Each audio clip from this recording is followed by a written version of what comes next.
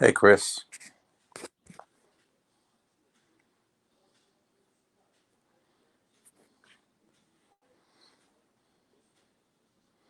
Hey, Chris.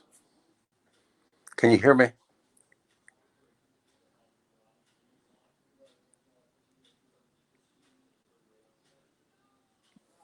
Audio.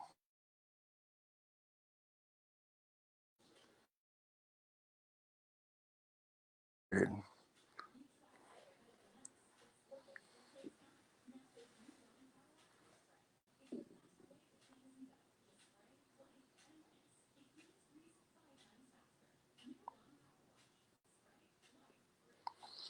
Can you hear me, Chris? No.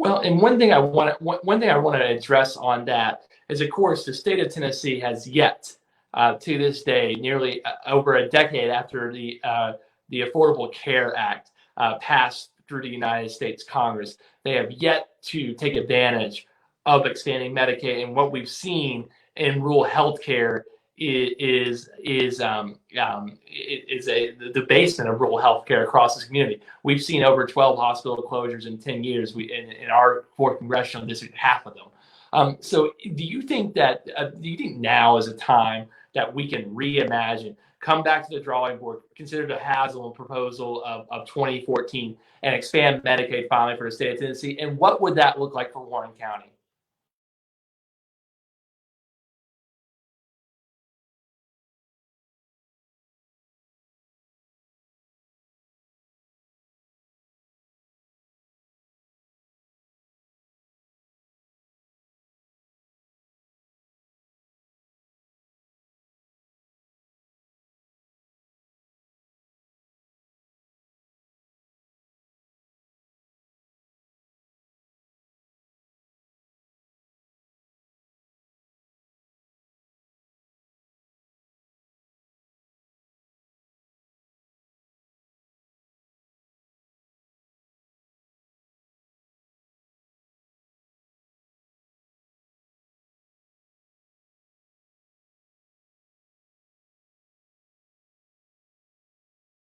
And you hit it. I mean, yes, there are millions of dollars we're not getting from the federal government. And what we're talking about is so many rural hospitals, including in Warren County, but also throughout the fourth congressional district.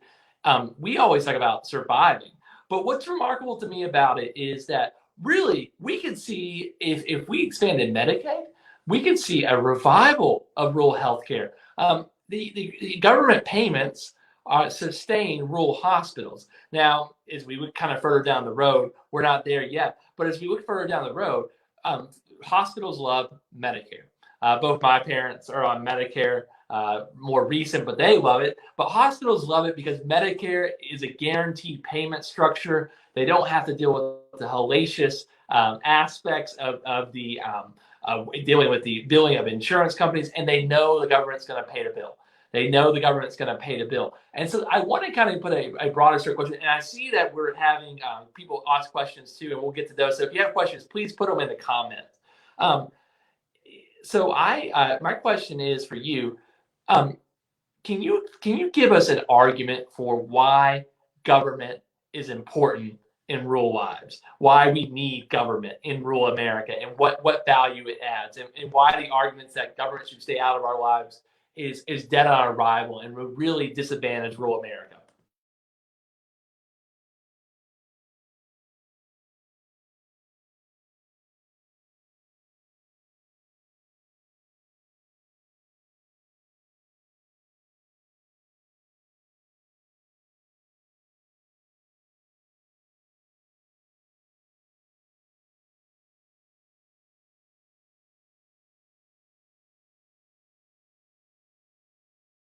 That are on free lunch. So federal government.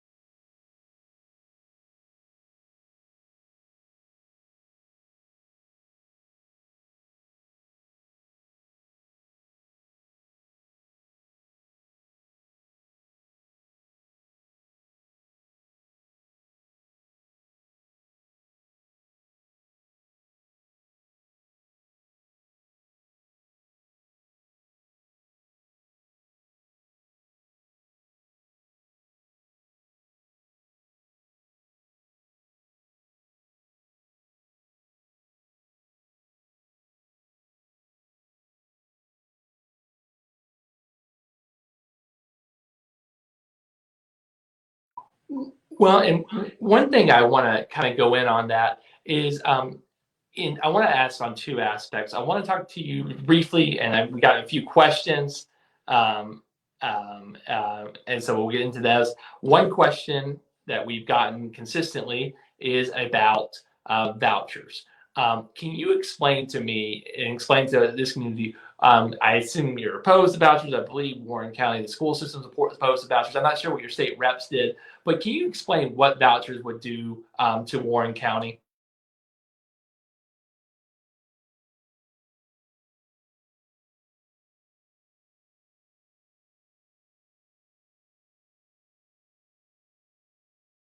A few counties, I think Davison and Shelby County, and I'm not sure if there's any others.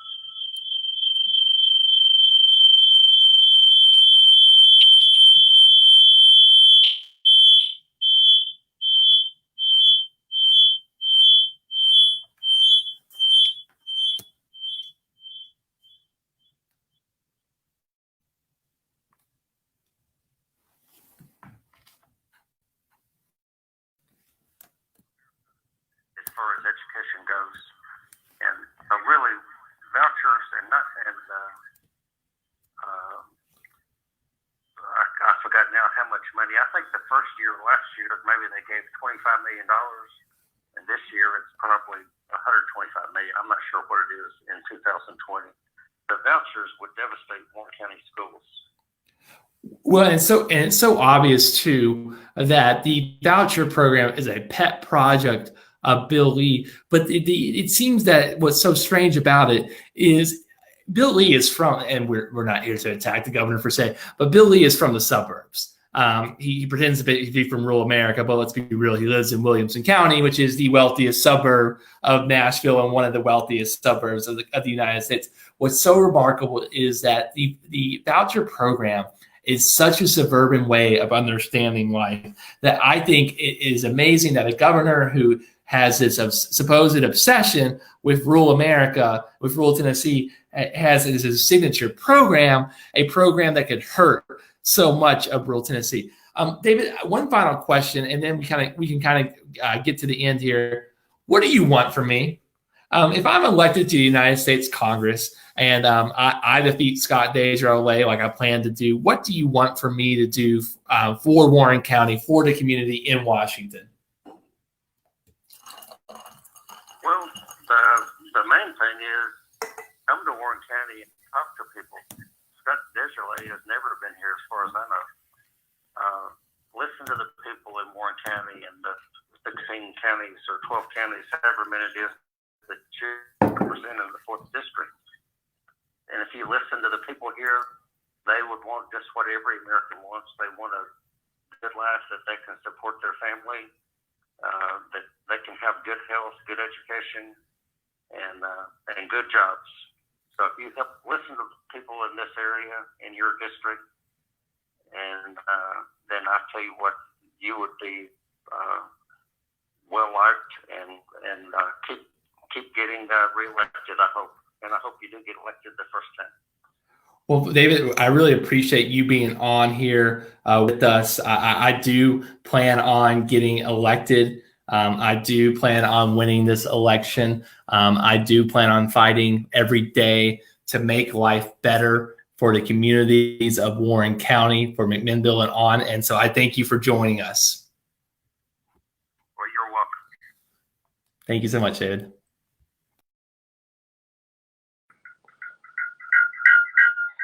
That was David Dunlap. I'm sorry that we had connection issues. We'll get better. David had a little bit of connection issues there at the beginning and throughout, but it was an honor to hear from him. But I want to speak directly to the people of Warren County.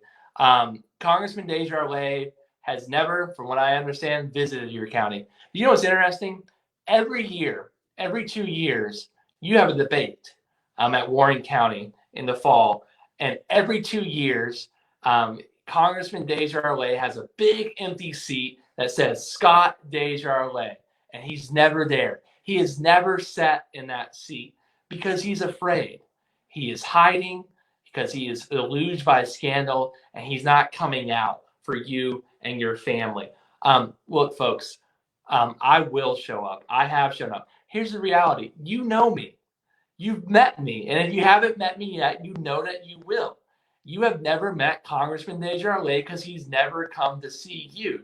He's never showed up for you in McMinnville, in Warren County, but most importantly, he's never shown up for you in Washington. We've just set a record, and I hope you can contribute tonight. We've set a record of contributions, of individual contributions of working families across Tennessee. And the reason why is because they are hungry for change. People would eat sand to get rid of this man because they want someone to show up. I think I'm a little bit better than sand. I think I'm something that can quench the thirst of people who are looking for leadership in this community. McMinnville, Warren County, I want to come see you soon. You're opening up, and I plan to be there as quickly as I can in person. I want you to know that I will fight for you, unlike the man who has never shown up and fought for you, Dr. Desjardins. But I need your help. I need your support. We have raised a lot of resources, but we need a lot more. Congressman Desjardins is completely funded by the rich men in silk suits, the CEO of healthcare companies that have screwed over you and your family. When Congressman Desjardins got rich, you and I, we got sick. Our communities got sick. Our lives and livelihoods got sick. Can you join me tonight? Can you join this campaign? Please go to ChristopherHale.com. Sign up to get involved in our campaign. Be one of the 1,100 people across this country and make a contribution today. You're not sustaining my livelihood. This isn't going to me. You're sustaining this campaign. You're sustaining this movement. You're sustaining the organization that's going to beat Scott Desjardins like a drum on November 3rd and bring generational change to Tennessee and America. If you want to sign, you can go to ChristopherHale.com/HellYes. We have a full week ahead. We have tomorrow, I will have Mr. Bill Elder, a small business restaurant owner of Shenanigans in Sewanee. On Monday night, I will have Rick Herron, who is an environmental worker and activist, talk about caring for God's creation. And then we will have an agriculture town hall on Wednesday with a Franklin County farmer, and then a few surprises later in the week. And I will go ahead and announce that we have Mr. Craig Crowder, a famous actor, a native Tennessean, and he's called the Redneck Liberal. He'll be on with us next Sunday. It's an honor to be with you tonight. If you got any questions, I will stay down in the comment section to take them. I appreciate Commissioner Dunlap being with us. Commissioner Dunlap, when we go to Washington on January the 5th, 2021, I want you to come with me. I want you to bring with you Lee Campbell. I want you to bring with me the women and men, the educators, the great people of Warren County who have built this county, but have been left behind by a congressman who does not show up. God willing, I'll see you on the road soon. Have a good night.